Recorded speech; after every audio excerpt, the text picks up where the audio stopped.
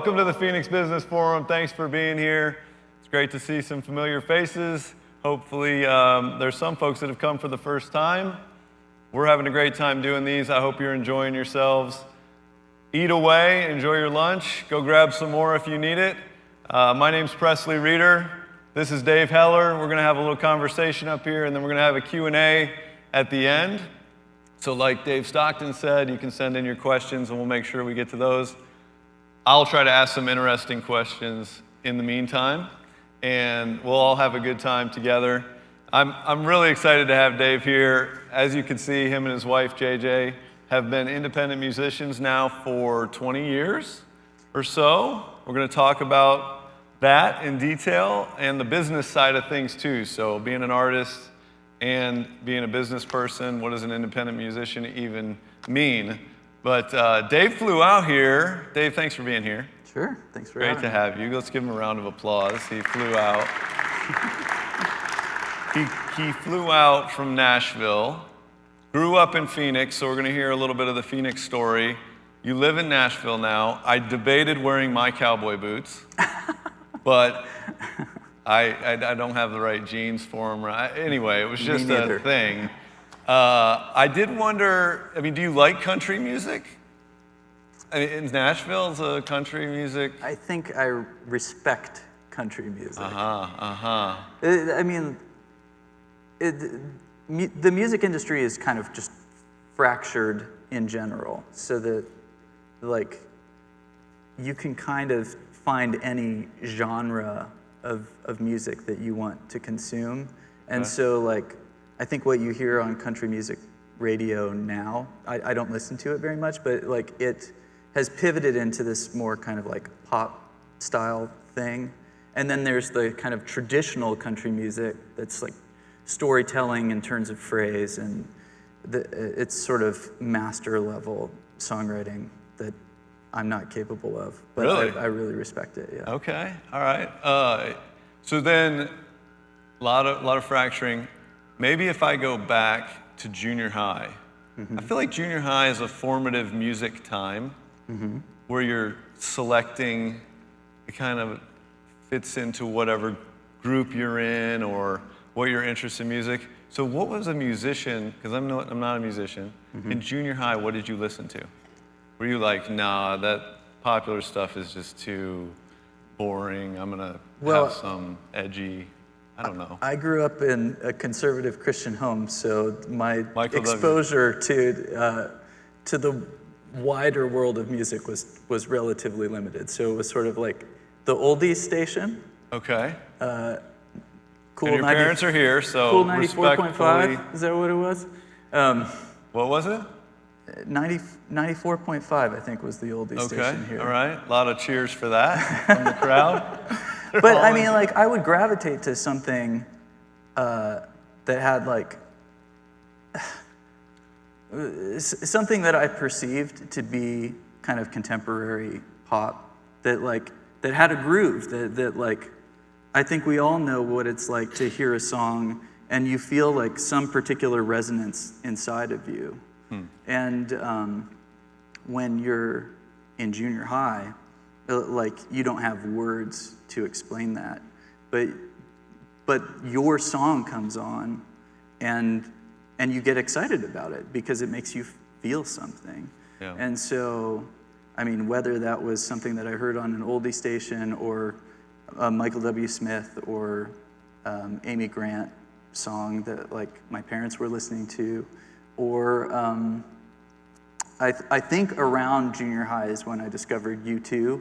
And U2 actually like fit in the framework of okay music for me to listen to, and the passion that Bono sings with was just so compelling to me. Yeah, it was hard not to be moved by his performances. So yeah, those were kind of like formative. Those were big ones for you. Yeah. Okay. All right. Well, so then move ahead to you see this lovely girl who also likes music, JJ, and you guys decide to do music together. Yes.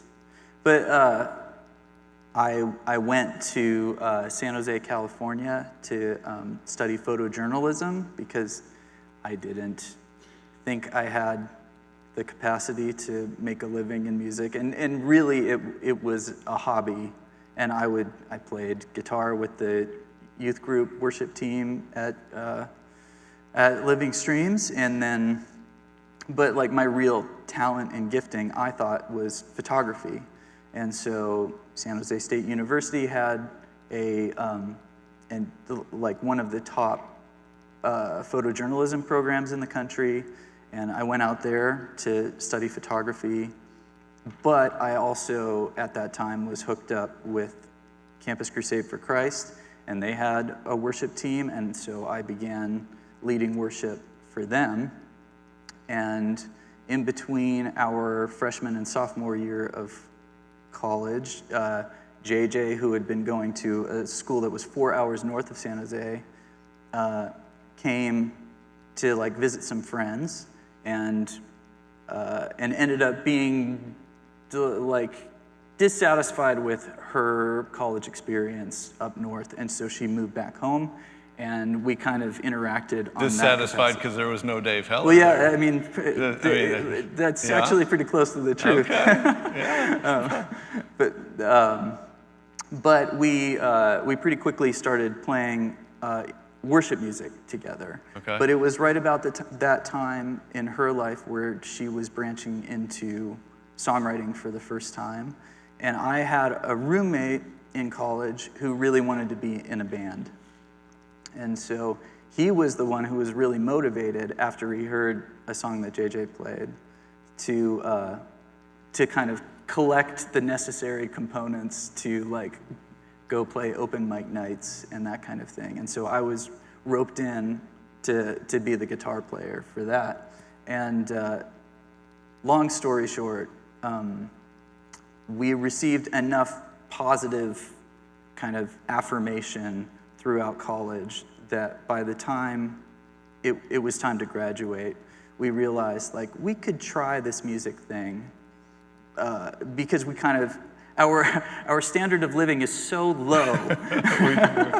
Now's the time. Yeah, it's hard to go any further than like, you know, the ramen in the cupboard, like that kind of thing. And so we figured like, we have nothing to lose. Let's try to play music for a year and see if our standard of living goes down rather than up. Any further. It was close that first year, but we were able to pull through. Yeah, so you and I were talking before about some of the things we were going to cover in this conversation, and one of the questions you talked about was, you know, it takes a ton of talent, and if we gave you a guitar right now, you would blow away everybody here and online with your talent. And songwriting, if we had everybody read the lyrics, you're like, wow, I've never even thought that deeply, let alone written it down and turned it into a melody. So the talent is there, but you said it takes a lot of big breaks also. Yeah. So I would think that in that first year of ramen, or, I mean, you may have had some in mind when you were telling me that that was a good question. Like, what are some of those breaks that happened that you just maybe didn't expect or made a huge difference? Well, yeah. Well, to address that talent thing briefly, I think there is a certain kind of like threshold of competence that a musician needs to achieve. It's like they need to play the correct chords and get to the end of a song. You know, they need to carry a tune, that kind of thing. But there, like, after you meet that threshold, like the return in terms of like the benefit of your additional skill kind of goes down until you find the right place that you fit. Because there are plenty of songwriters who are more talented than JJ and me. There are plenty of singers who can out-sing JJ. But it's like, it's kind of about finding the place that you fit and finding how you can serve people. So it's very nice of you to compliment my guitar playing. It's okay. It's like I can get to the end of the song. In terms of really those, good. Really good. In terms of those breaks, though, Something that happened within maybe the first 2.5 years of our career is we were trying to find an audience. It's hard to find people who want to listen to songs that they've never heard before, to come to a show of some unknown artist. And so we connected with an association that links colleges with entertainers.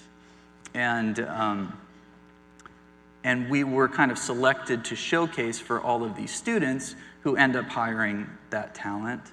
And because we didn't have a record label, we didn't have a booking agency, we kind of went into this thing blind, and we were selected by lottery, like to showcase for this group of people. Really? And so it had nothing to do with our talent. It was just like JJ's name was picked out of a hat, and we were severely underpriced. But what happened was we showcased, and the guy right before us was a comedian, and he was so obscene that like the entire audience was just like grimacing and praying that whoever came next would just be okay, right? Okay would be like a huge step up. And so we were okay, and we were also really cheap. And so in one night, we booked something like 23 colleges all along like the west coast of the US. And that was actually a huge break for us, because even though we were underpriced relative to what those schools were paying, it was a huge step up for us, and we were able to drive I-10 and I-5 and just like stop at all of these schools and continue making a living as musicians. Yeah. Oh, one other thing that's actually really interesting is that coming back from one of those gigs, we were like up in Washington State, and we came back home, and we were living in a condo off of like 7th Avenue and the 101, and we came home, and our front door was open, and we walked in, and like every drawer was pulled open, like everything had been gone through. Anything of value had been taken. And we went to clean up the glass. They had broken a window to like get into our condo. And I went to go get the vacuum, and they had stolen the vacuum. And then JJ was like, I've had enough. I'm gonna go take a shower. And she went into the bathroom, and they had stolen the shower head. It was just like, they had taken everything, right? But on that exact same trip, like the Sunday before we had gotten home, we had played a show at a church in California, and a guy came up to us. This was like before 2008, when like real estate tanked. So everyone was speculating on Arizona real estate. And this guy came up to us and said, "You live in Phoenix. I bought a place in Queen Creek, and I can't rent it out for a year." And so it was like the neighborhood was trying to limit speculative buying, but this guy bought it anyway. And so he was saying like, "Will you live in my house and just look after it? And you don't have to pay the mortgage, just pay for utilities." And we said, "Let's think about that." Yes. We'll do it. And we'll do it, even if it's in Queen Creek. Yeah, exactly. It was like really far out there. But we came home. Our house was broken into. JJ no longer felt safe. And within a couple of weeks, we had moved into this place in Queen Creek. Right. We lived for a year without a mortgage payment. And that generosity of that guy from California allowed us to pay off our car and pay cash for the first record that we made in Nashville.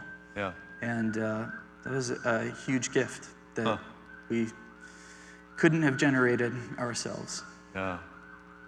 Yeah, those things happen in our lives. It's interesting to look back on them. So you had breaks in the music business. You had personal break there, no pun intended. Got nothing. I got nothing. Yeah. You got more laughs out of your shower head thing It wasn't a very than good I joke. got I'm out just- of a good break pun. So we can see who's listening to who in this little scenario. So going on in your story, independent musicians. I don't know what necessarily that means.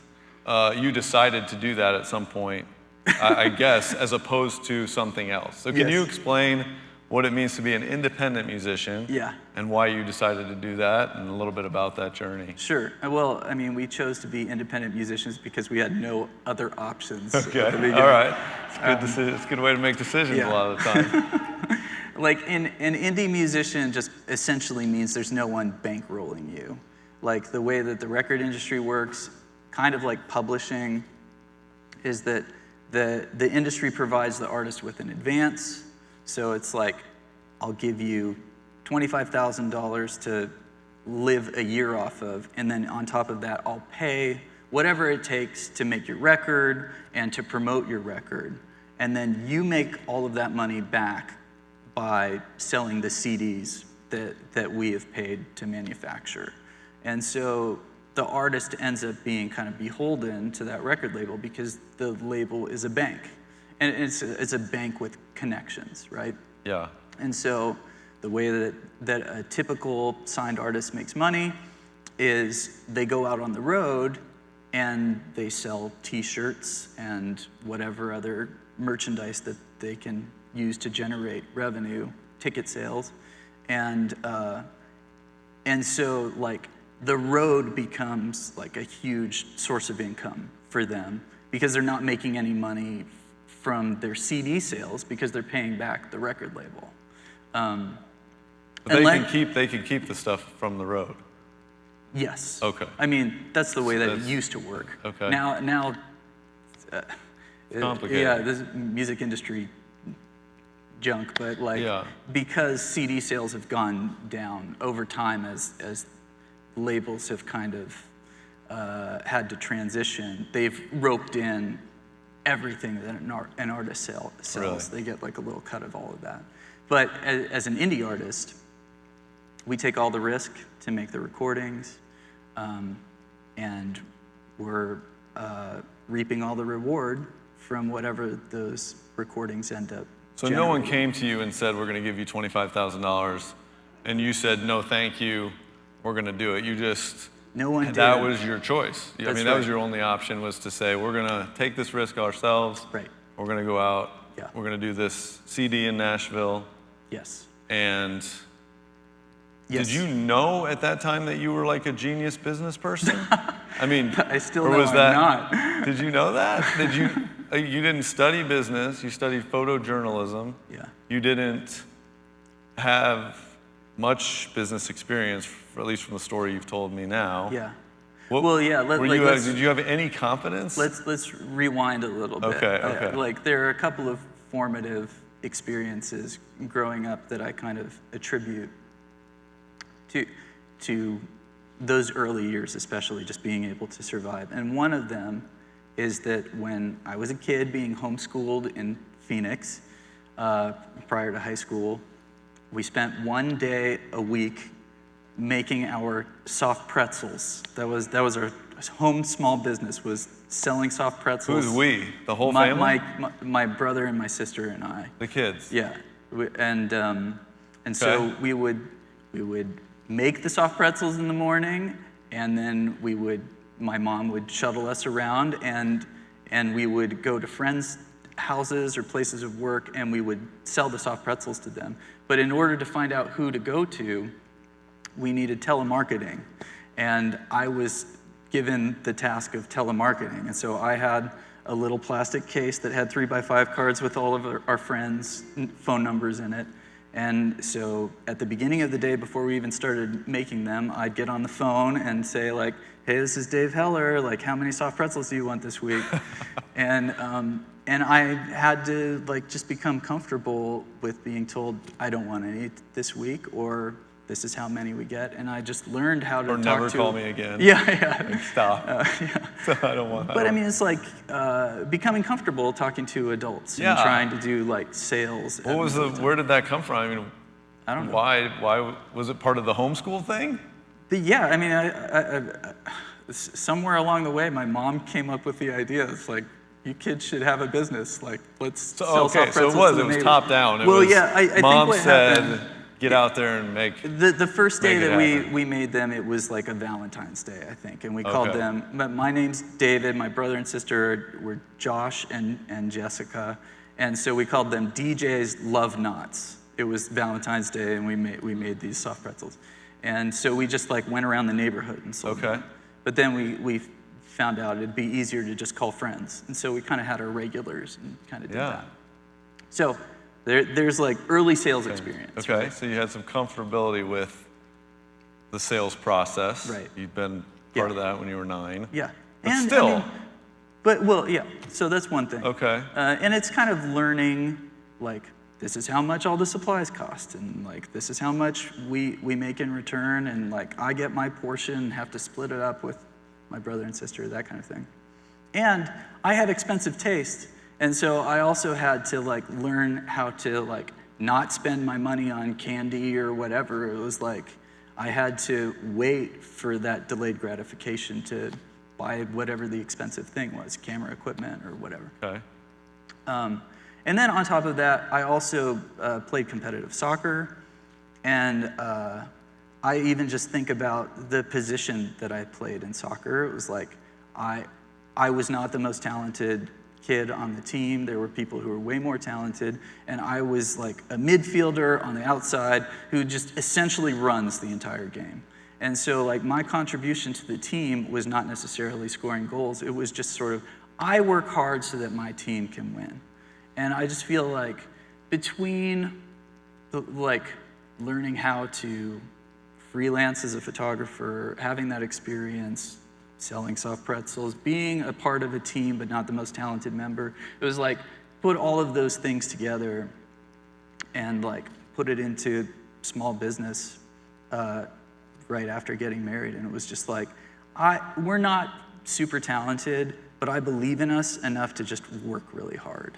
And so I'd get on the phone and I'd call youth pastors, and the youth pastor would say no, and then I'd call the women's ministry, and the women's ministry would say no, and then I'd call the worship leader, same church, right? I'd just like go down the list. And there's one memory I have of a church in the Northwest, this guy who went to church here, Jared Utterback. He told me about his church up in Seattle.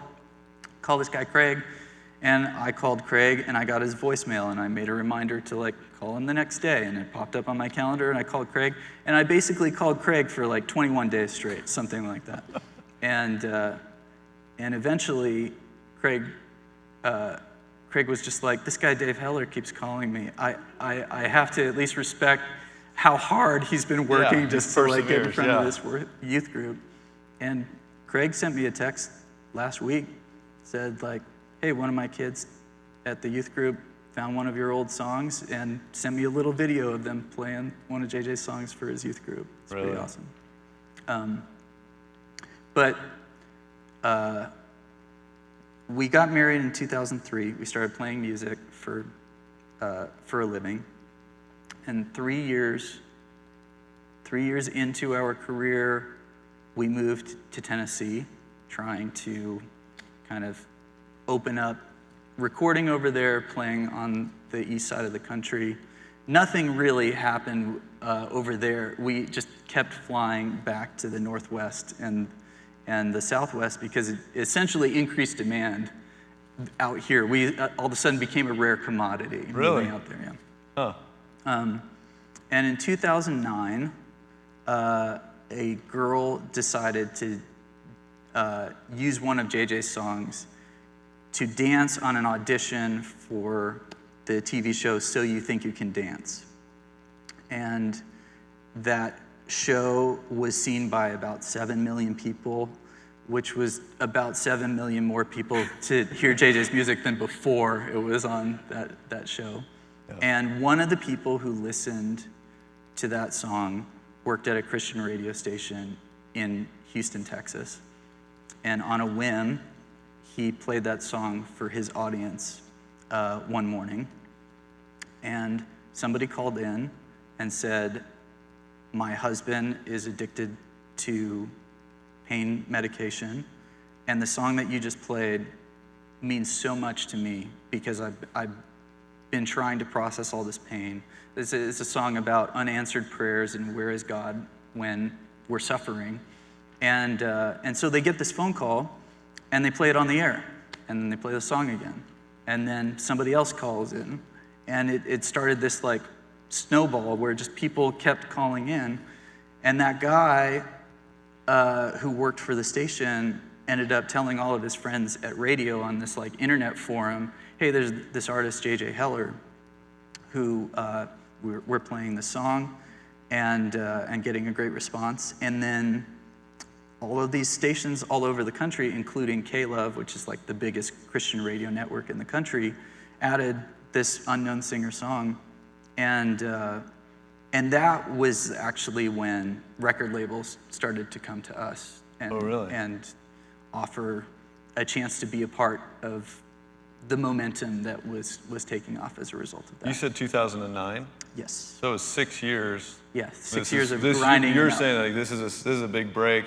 Yes. In a lot of ways. Yes. But that was 6 years. Yeah. Before that. Yeah. People hear these small business stories that we get to share up here, and I think it just flies by in a 30-minute conversation. But 6 years, it feels like a long time to a small business owner or does. to an entrepreneur. That must have felt. Yeah. 2 years in, I mean, what I started doing was calling all of these bands or artists who had like some experience, were further down the road than we were, and we'd go to shows and we'd ask them after a concert, like, any advice for us? We're trying to do this thing. And one of the guys that I was talking to, we were 2 years in, and he said, things got easier about 4 years into our career. And 2 years in, just thinking about like doubling the amount of time. Yeah, 2 more years. Yeah, and he was right. Like 4 years was really when we started to, like, you're building all of these relationships, and you're no longer just calling some name on a website, but you're calling your friend Craig, who's at that church in the Northwest. And like, people have experienced what you're like in person. And so you have friends who are inviting you back instead of just strangers. One of the things that you did then, though, Dave, that is so impressive to me, and it gets talked about so much in the business community, is building a brand. Like, people talk about a brand, a personal brand, your corporate brand. I know we've got some realtors out here that build, kind of a blend of those two things. And you and I have talked in the past, and you've said things like, JJ and I's goal is to make people cry. Something that's very simple. And then I look at your branding, and I look through all the different messaging that comes out from you and JJ, and I'm like, he is on his brand all the time. Like, the stuff that comes out, you know who you're going to talk to, what you want to talk to them about, you sing it to them, but same idea. Did you go to a seminar? I mean, I started a small business, and one of the hardest things for me was, how do I become a self-promoter? I've always worked for somebody else. How do I promote myself and my business and feel comfortable doing that? So all that, like, how did you, you're on brand all the time. One of the things that we did very early on, when we were in college, we had a band.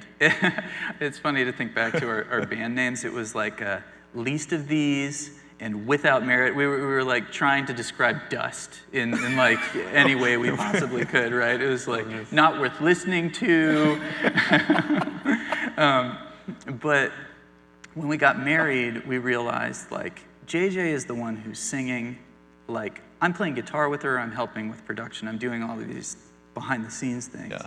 But like, it's way easier to call a pastor or a women's minister or a show promoter or whoever and say, like, my wife is really amazing, instead of like, I'm in a band, like, will you have me come and play? Okay. And so for me to be able to talk up JJ as opposed to talking myself up was helpful.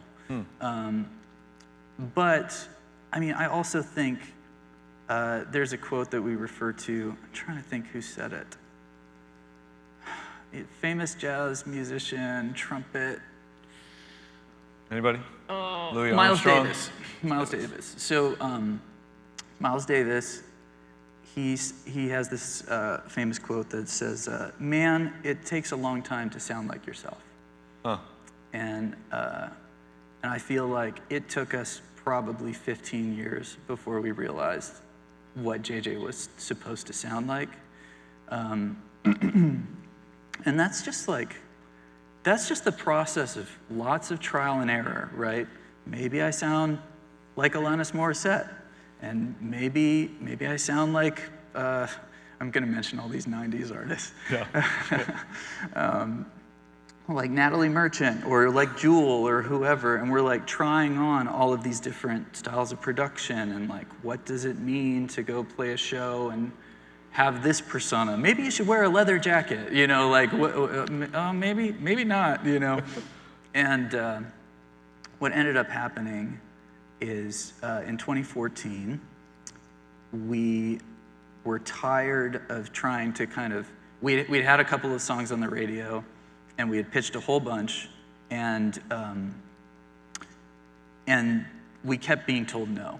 It was like the songs that we were sending to radio and paying promoters like thousands and thousands of dollars to try to promote, they just kept falling flat, and we needed a break from it. And at the time, we had 2 small children, and we'd written all of these love songs for our kids, and over the years, listeners had told us, like, hey, you should put all of those love songs on one album, like make a lullaby album. And so we took a break from trying to pitch to radio, and we made this lullaby record. And when we released it, it was crickets, like nothing happened. But over time, more and more moms started sharing that album with other moms, and it kind of turned into this slow kind of snowball. And we realized that there was like this resonance that was happening with JJ's message and her brand, where she was providing comfort to these families, to children and to mothers. And this whole time we were trying to land on, like, how do we define the mission of who JJ Heller is and what her music is? And we kept trying on like different mission statements. And what we finally landed on is that inside every person is a scared little kid who wants to be told everything's gonna be okay. And we decided that we write songs for that kid.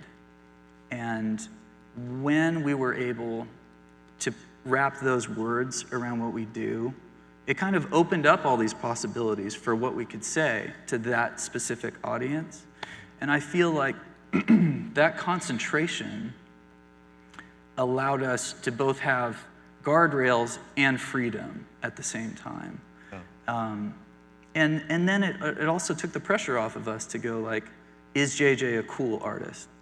No, I guess not. Like, maybe writing lullabies isn't especially cool. But providing comfort to people is something that will never go out of style. And we can do that for the rest of our lives. Yeah. But that was 15 years in, and that's super sweet, and I'm very happy about that for you. Yeah. It took, I mean, that was a grind to get to that. Yes. Just to make sure we're staying, like 15 years after you decided to be musicians, full-time, provide for your family that way, you finally found your voice. I mean, you found out who you are, like Miles Davis said. Yeah, I mean, right? I think, like, there,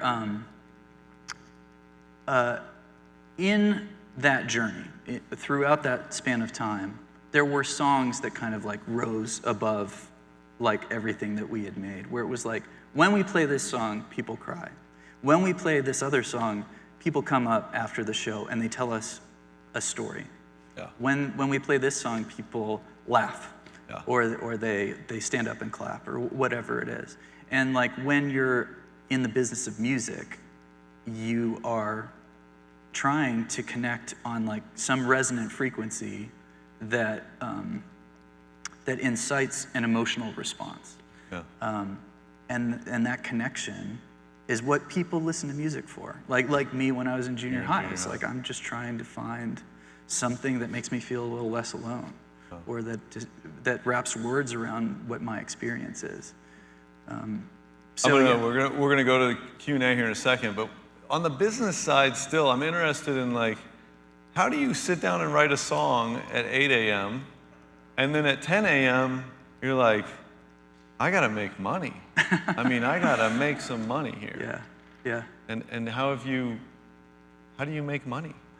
Yeah, I mean, it's like we have seen a real shift over the course of our career. When we started, the iTunes music store didn't even exist. It was all physical product. And then it went to downloads, and then it moved to streaming.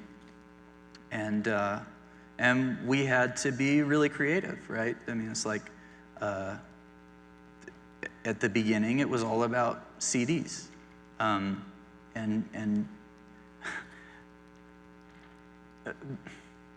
I heard a radio story about this little girl who would go around to door to door selling, I don't know, candles or lollipops or whatever, and she would like knock on the door and be like, "Hi, my name's Jasmine, and I want to go to college, and I have big aspirations for myself. Will you buy a lollipop?"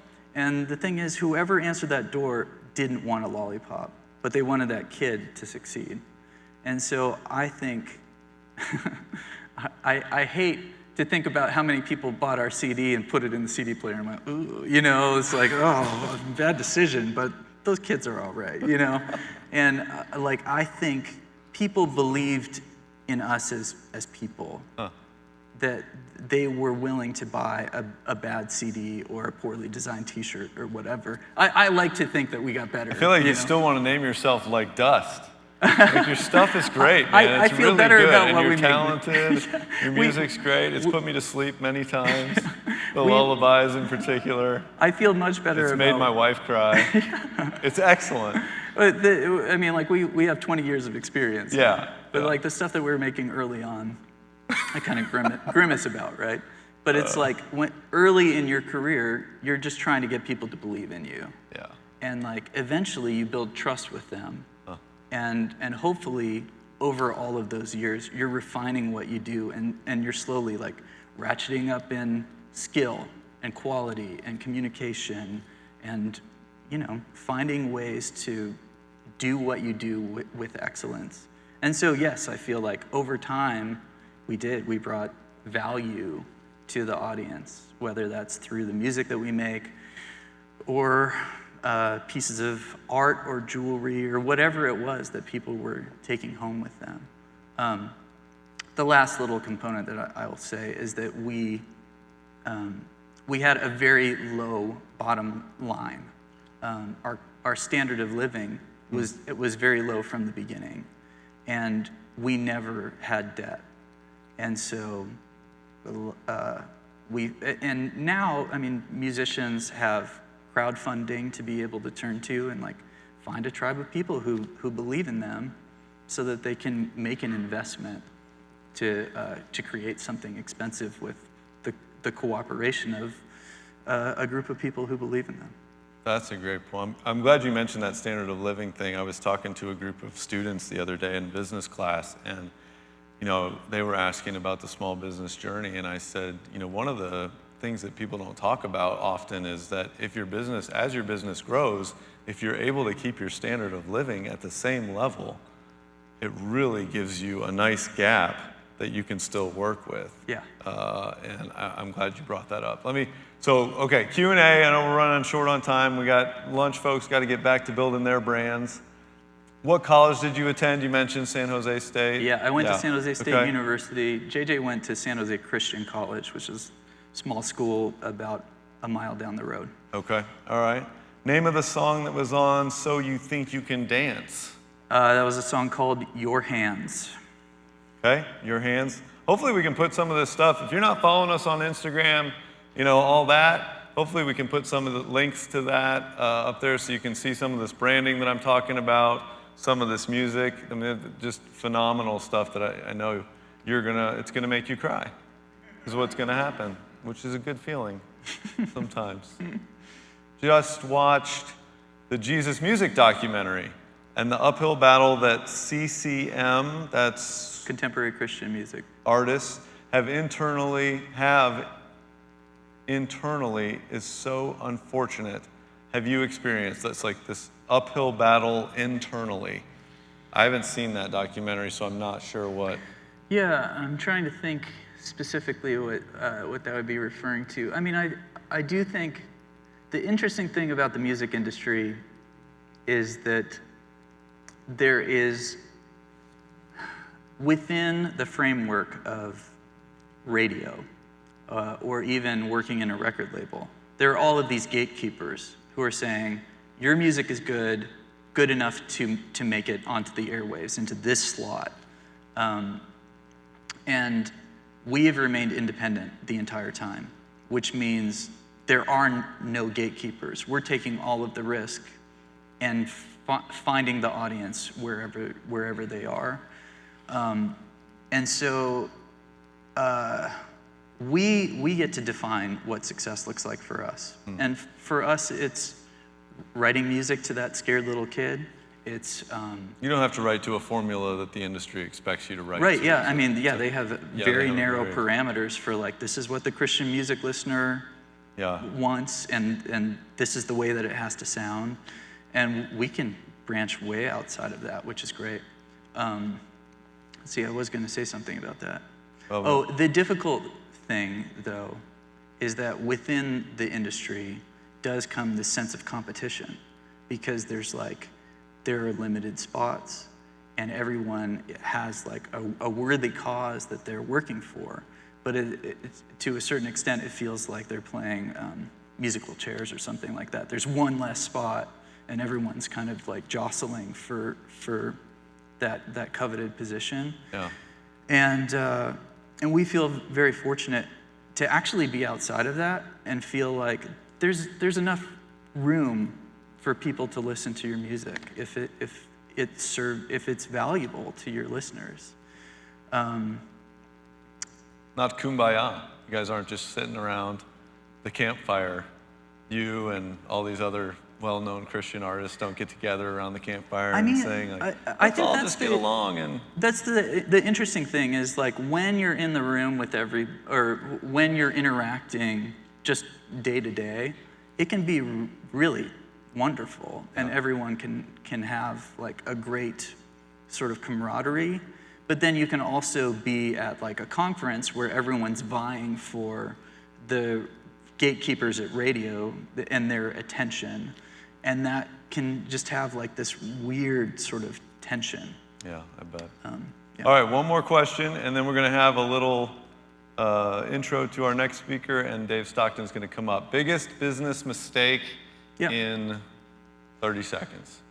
I think one of the big things that I confused early on is that it comes down to how much money you put into something, or like the gear and that kind of thing, where as if a really expensive microphone is somehow going to make you an incredible singer. It's like, no, like that is simply a tool that you are using. And in 2015, we had some momentum going on. We were like swinging for the fences, and we decided to make a music video that cost us something like $15,000. And I thought, this is going to be great. Like we're paying for like this top of the line person. and we released it to YouTube, and like nothing happened with it. And within a month, we released a home video of us playing the same song in front of our fireplace. And that live video that we spent nothing on has far more views than the crazy expensive music video that we made. Yeah. And it was an important lesson for me that like, the audience doesn't care how much money you spent on this thing. Like, they care if the thing that you made is actually connecting with them.